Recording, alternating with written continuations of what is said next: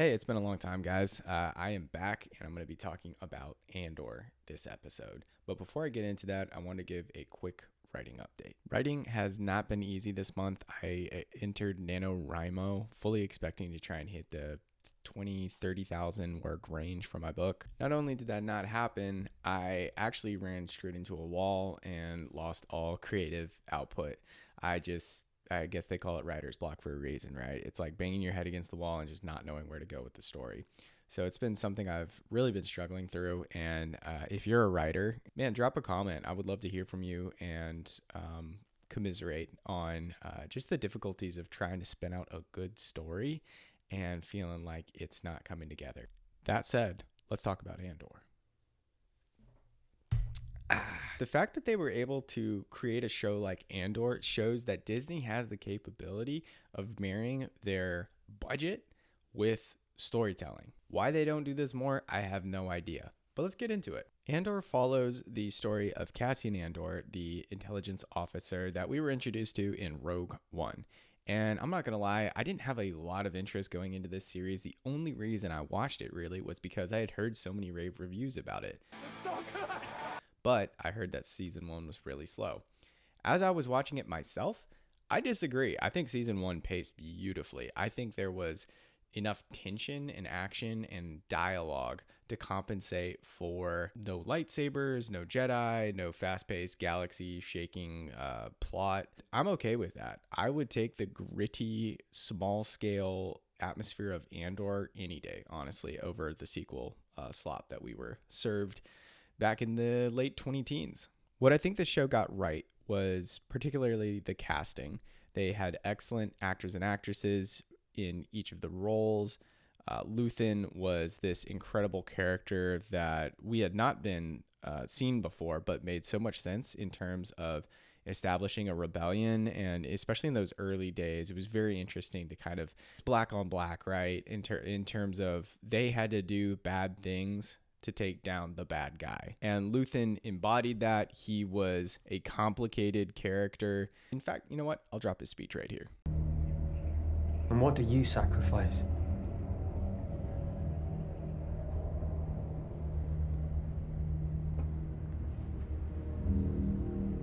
Calm. Kindness, kinship. Love.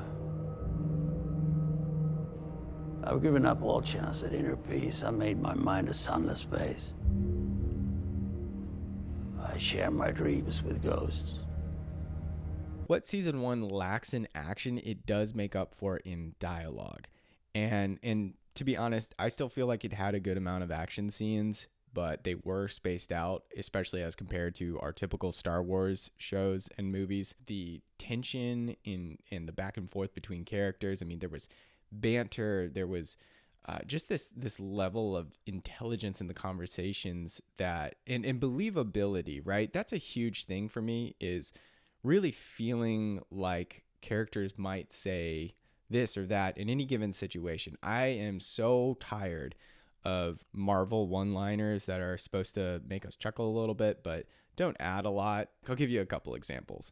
So who talks first? You talk first? I talk first? This is a rescue. I'm helping you escape. Do you have something, a cowl or something you can put on?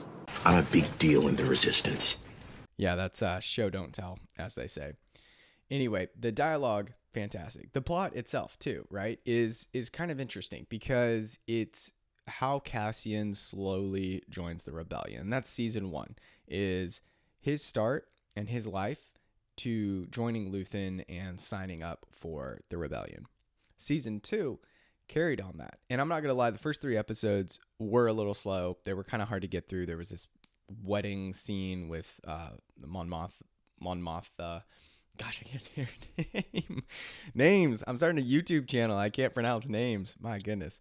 And the wedding stuff was a little hard to get through, but we buckled up and powered through, and it wasn't terrible. I mean, come on, like the bar is already so high as compared to what we've been getting from Disney over the last 5 to 7 years. And so I was really, I was okay with season 2. I was ready. I was like, I had enough of a good experience with season 1 that it carried over into season 2, and I was willing to give it just more leniency, more grace. Some trust had already been built.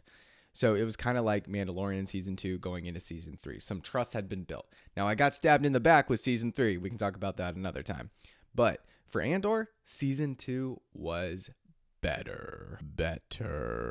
Why? It's because the stakes are higher, yes, but not ridiculously so. It's not like they took the Death Star and were like, hey, what if we made a planet laser that could divide its lasers out and just destroy all the planets that the New Republic have taken over, and we'll break their back in one fell swoop. It's a planet laser. I mean, that was the I liked The Force Awakens overall.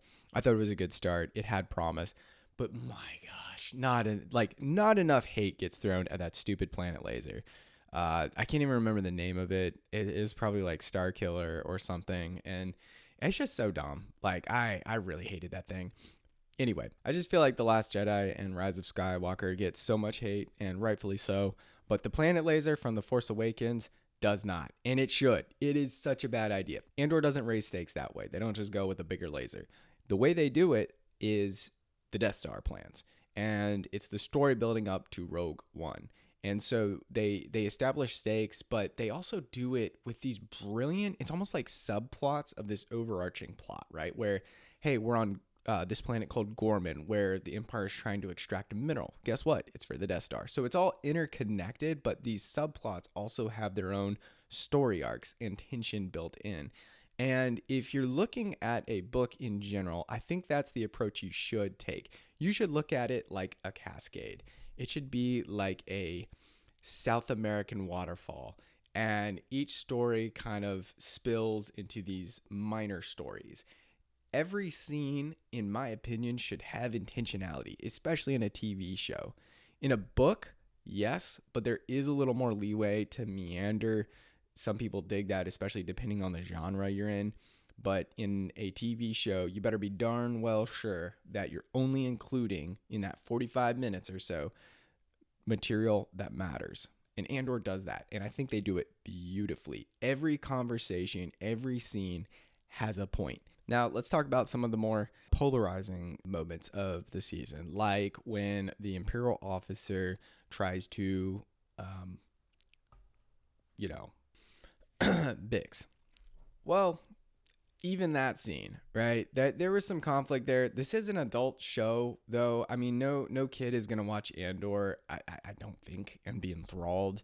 Teenagers for sure, but it's an adult show, and this is kind of necessary to establish the vileness of the Empire. I don't think we get enough. Like, we get the ruthlessness for sure, but bring in the humiliating aspects. Bring in the, like, what is a bully, right? A bully isn't just a physical tormentor. There's a mental element.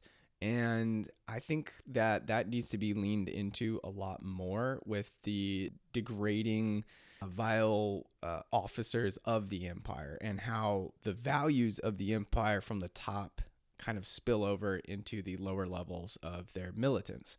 And what would a dominating force and invaders on a planet, how would they act, right? I mean, we talk about Vikings. They pillage and do their thing, and I'm descended from Vikings, by the way. So kind of hating on my own people there. You might disagree with the inclusion of that type of content in, and by the way, they don't show anything. It's just like, oh no, he tried to, me, and it is a very tense moment, and it's different than what we've seen. And it's kind of this violent fight prior to that. And so I think it does a good job of establishing how evil the Empire actually is. You really feel it on that personal level. There's that quote by Stalin: a single death is a tragedy, like a million deaths is a statistic. It's hard to feel something there. That's why when that stupid planet laser fired in Force Awakens, we felt nothing, absolutely nothing.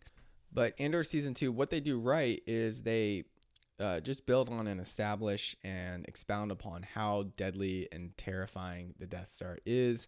And every death in the show feels like it matters. I mean, everything from when they're breaking out of the prison, and the one guy, the prison warden, the convict who's like in charge of all the other prisoners, are at the top of the tower, and he's like, hey, I can't swim. And you kind of, it hits you, right? And that was from season 1. And then in season 2, when Tay is offed by Luthen, or, you know, spoiler alert, Luthen's death. It was this sad, lonely, he's just by himself in a hospital room. Even his allies, people that should be propping him up as a hero, don't recognize what he's done for them.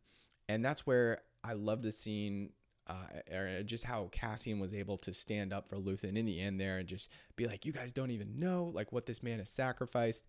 But you did see the darker side of him, right? Earlier in that episode, he shoots his contact, the man he's been, his plant inside the ISB. So again, tons of conflict and excellent building of tension throughout this story. I do kind of wish there was a season 3, because I think what they're doing is working really, really well, but it flows seamlessly into Rogue One.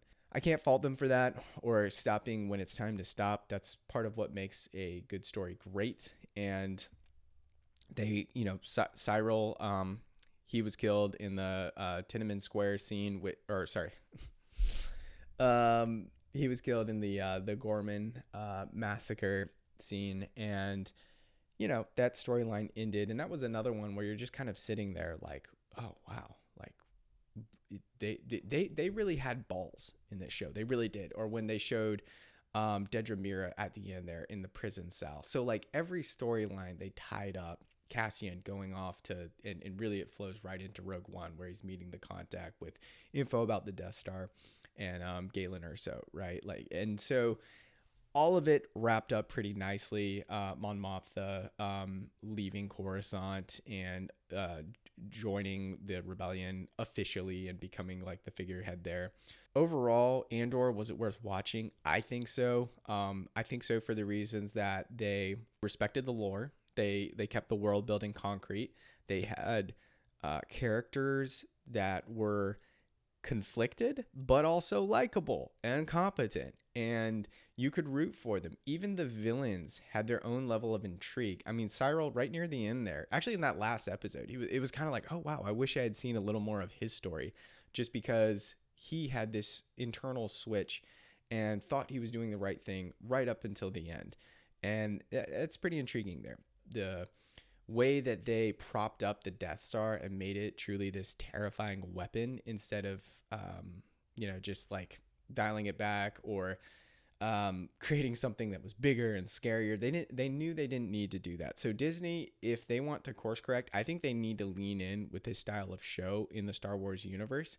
And it sounds like they are. I know that Ryan Gosling is going to be starring in, I think it's called Star Wars Starfighters. I'm excited for that. I hope that they've learned something from Andor. I think that's the formula they should use going forward, and just completely forget the sequels are trying to replicate what Marvel has done. It just didn't work. Even Marvel isn't able to marvel like they used to. So Hollywood, let's get our act together and let's get some good Star Wars shows out there.